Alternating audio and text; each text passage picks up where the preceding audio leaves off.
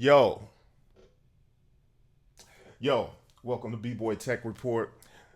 We're gonna get into this review right now of these Yamaha HS5 powered studio monitors. And in addition to that, we're gonna check out the sub that goes with the set, and that's pardon me, it's the Yamaha HS8S. So that's the subwoofer that goes with the studio monitors. I typically don't rock a subwoofer, but I know a lot of cats that do. And with this particular model, and these for speakers and especially for beat makers out there for monitors, um, you want something that bangs. But as you grow as a beat maker and as you start to learn, what makes the whole mix tick, you want something that gives you a really accurate recreation of the sound that you're making. And these do that. Now, when you add the subwoofer in the mix, it's obviously going to give you like it could give you the crazy club effect.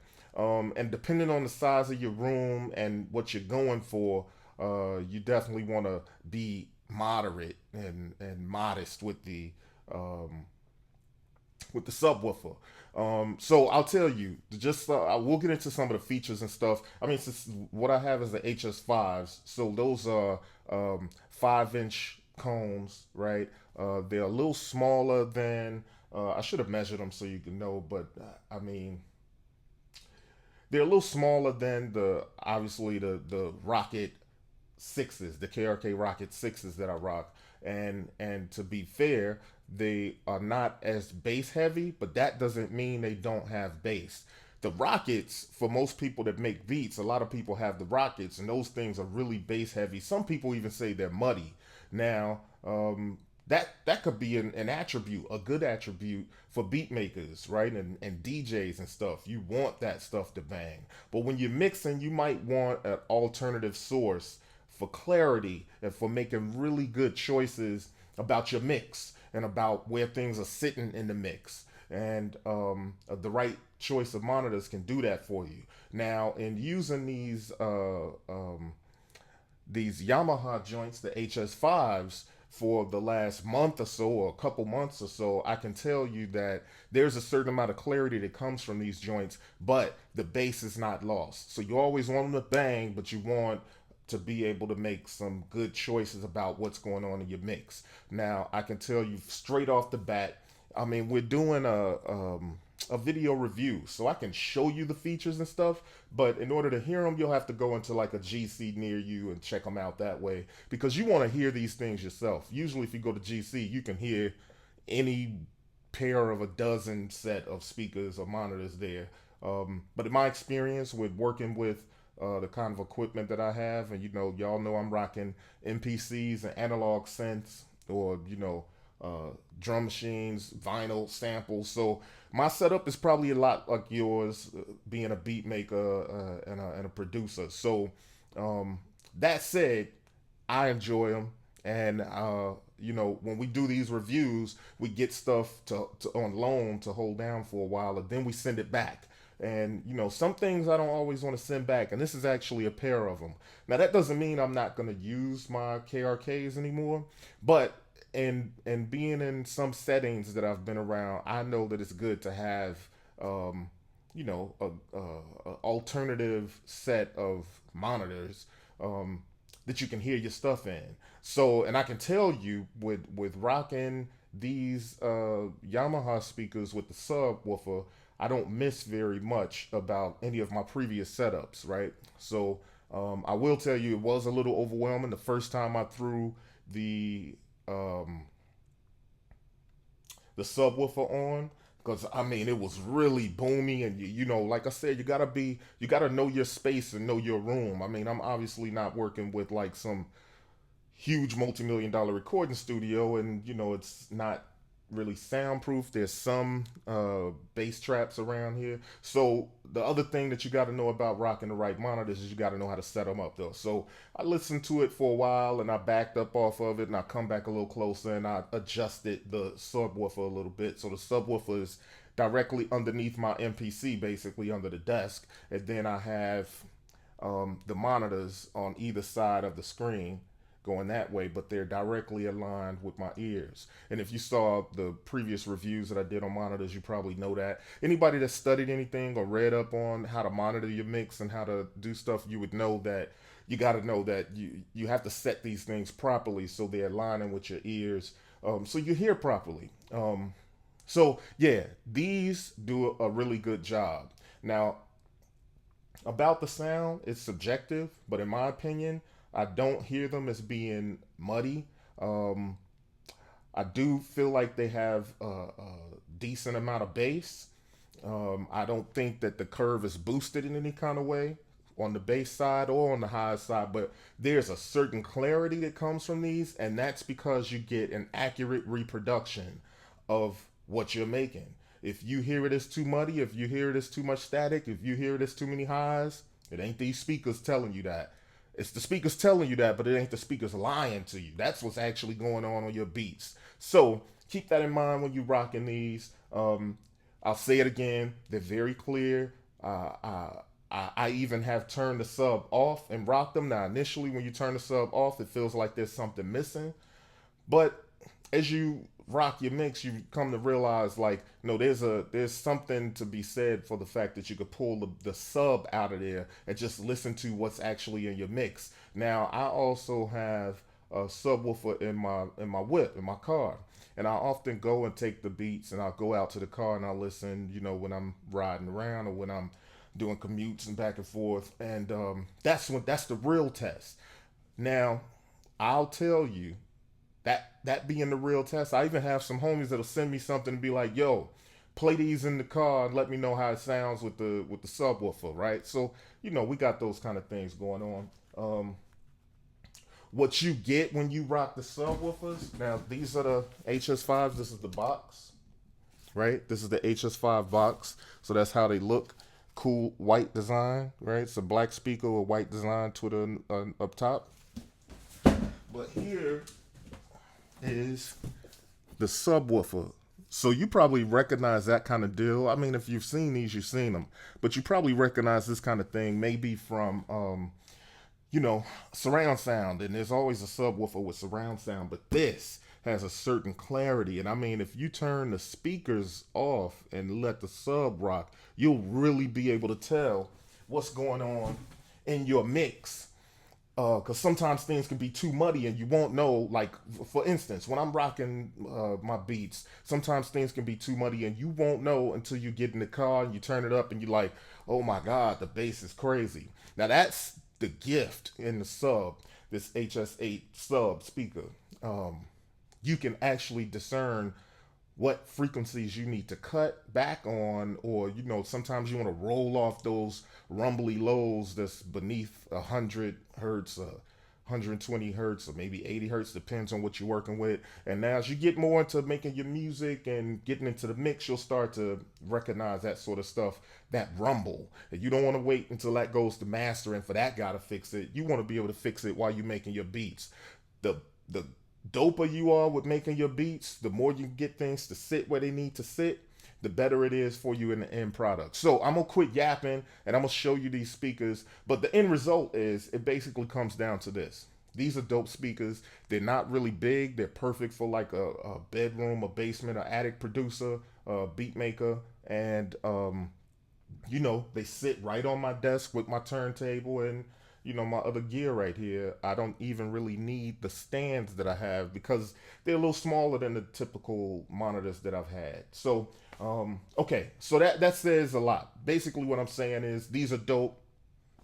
If I had to rate them in any kind of way, I don't really have any reason not to give them a 5.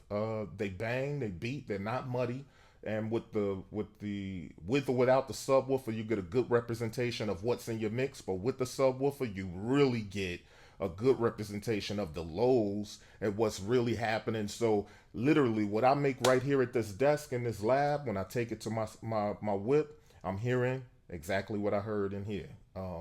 And that says a lot. So let me just show you the backside of it, and then we can wrap this up. The Yamaha HS5s and the Yamaha 8S. Let me get it correctly. I have to look at the box. So the Yamaha HS8S subwoofer is pretty dope. That combination is fresh. Even the monitors by themselves are fresh, but the combination itself is really dope. So let's take a look at the back, and then I'll wrap this up and I'll check you out on the next time we review some fresh gear. All right? Peace. Yo, so, all right, what we have right down here is the HS8S. And the HS8S is attached to the mixer over there. And everything's basically running out of the mixer into the subwoofer. And then the subwoofer has cables going up to the actual Yamaha HS5s. So they have a few of these. There's the HS5s, the 7s, the 8s, and then you got the subwoofer. All right, so that's what those are. Let's go around to the back of them, and you can kind of see, if you can see here, I have them sitting right next to the turntable. It's typically, well, actually it wasn't touching because I don't really have it touching. And then I have something to kind of separate them from the desk.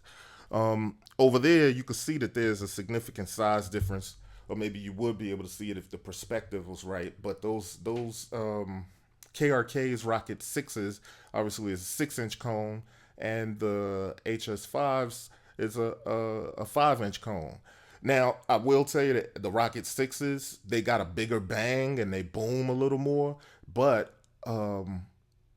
these 5s, the Yamaha HS5 joints, they rock. They do. I mean, I can't say that, you know, if I didn't have my Rockets and I was rocking the Yamahas, I would be pleased. They're pretty dope. So, yeah, let's go around the back of them and check them out.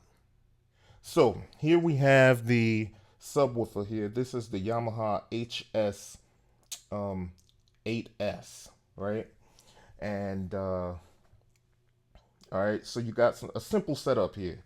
Basically, the way they work is you want to run your output, whether that's from your sound card, your MPC, your synthesizer, sampler, or your mixer. Run your output directly out to the input on the subwoofer.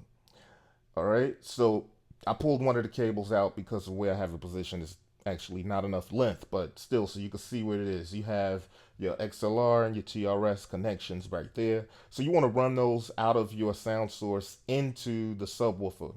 And then from there, you connect your output of the subwoofer to your actual monitors, in my case, the Yamaha HS5s. So this is acting as like kind of like, you know, a center connect control switch sort of deal. All right, so you'll see here that there's level and there's a switch here for phase, and then there's low cut. And with the low cut, you have high cut knob, and you also, this is the low cut knob. So, I mean, you can play around with that to get the right amount of bump that you want for your mix. And I can tell you at halfway, this level knob, this controls the level of the subwoofer only. At halfway, I was literally having a club experience in the crib right here. So for me, it worked a little better for me to pull them down a little bit. And at first, I mean, I gotta say, when I pull them up too high like that, I do not dig it. But that just goes to show, I mean, in a bigger room or in a more treated room, you may want to do stuff like that. But for my case and in your case, depends on what kind of space you're working with and what your tastes are for the bass. You may want to be careful with this. I got a homie who shall remain nameless who actually blew his subwoofer out. So you want to be very careful about what you're doing, because if you're blowing subwoofers, you could be doing damage to your ears too. So there is ways that you can adjust this to make it palatable for your ears and safe for your ears as well. And not only palatable, but it bangs, period. Point blank, period. All right, so that's all of that. Like I said, you got your phase switch, you got your volume knob, you got your high cut and low cut. You could turn that high cut and low cut off or on, either way. The signal comes in from the mixer or the sound source, and it goes out to the monitors. They all have their own power, like this, and they all have their own standard AC adapter or AC power cable. And they come with the AC power cable. They do not come with the audio cables. And so that's the subwoofer. Now let's check out the back of these HS5s. All right. All right, so we're right back at it. I'm on the just going to show you the back of these Yamaha HS5s. And I'll say it again, dope speakers, not just because I'm being asked to review these, but I won't tell you that things are dope that are not dope, period. There's a lot of stuff that's out there that any one of us could use, and I'm certainly not a gear snob to the effect that, you know, I'm used to using this one thing, so I don't like this other thing. The fact is that these Yamaha HS5s is a really viable contender for, you know, a standard recommendation for a studio musician, beat maker, and, you know, bedroom producers, and just in general, the cats that rock the kind of stuff that I rock. And you can see the kind of stuff that I rock, like I said, MPC, drum machines, analog synths, right? So at any rate, these things can take the beating, if you want to call it that, but we bang out beats. So at any rate, here's the back of the Yamaha HS5s, and they come in a 7-inch, they come in an 8-inch, and then they go to the subwoofer. So like I said, if we want to go back down there, we interconnect these. The output of your sound system is coming to the input of the subwoofer, and the subwoofer then gets interconnected to your actual monitors. And this is what brings us back here. So I'm gonna unplug this just so you can kind of get an idea, so you can see better. They all have their own power switch, right? It's the typical power adapter here. And you can see the room control switch is over here, and it has like 3 positions. And then you have the high trim, and that has 3 positions. And it all depends on how your room is set up, what you want to set that up to, and what your tastes are. It takes a little while to adjust these. I know guys that have taken, you know, months and months to get the correct setting for their room and what meets their taste and what translates well. So there's adjustability, there's some flexibility in these. And then you have the rear, the bass reflex port, and that's where the air comes out. So when you pushing those speakers and the cone is jumping around, the air is going to come out here. Now, in my experience, I typically like a powered monitor that has the bass reflex port on the front, because working in rooms like this where you're close to the wall, right? That one has it on the front, but working in rooms like this where you're close to the wall, if you are close to the wall with this and the air is coming out the back, you run the risk of a lot more frequencies jumping around, which brings me to the fact, and pardon the camera work, I'm kind of doing all this with one hand, but at least you'll get a chance to see. Kind of brings me to the fact that this room control deal is very important. As it says here, at the 0 position, it produces a flat frequency response. At the -2 position, the setting attenuates the range below 500 hertz by 2 dB. And at the -4 position, the setting attenuates the range below 500 hertz by 4 dB. So that gives you a lot of control over how those bass frequencies is jumping around in your room, and how it truly sounds, because you don't want to do something and you're getting like a misrepresentation of the sound you got. Because when you get to the club, when you get to Big Boss Man studio, or when you get into the ride, it ain't banging the way you heard it banging in here. And then you make a lot of wrong decisions about what your mix should sound like. So that's the same deal with the high trim. The high trim, it says if you put the setting on 0, it produces a flat frequency. Same thing. If you set it to +2 dB, then you're setting boost the range at 2 kilohertz by 2 dB. If you set it to -2 dB setting, it attenuates the range above 2 kilohertz by -2 dB. So that's what you're working with that. So you got that control on the back of both of them. And in addition, obviously you have your volume control right here, right? And I usually just rock it in the middle. You can turn it up a little more. Now I'll tell you, at the middle setting, it was more than adequate.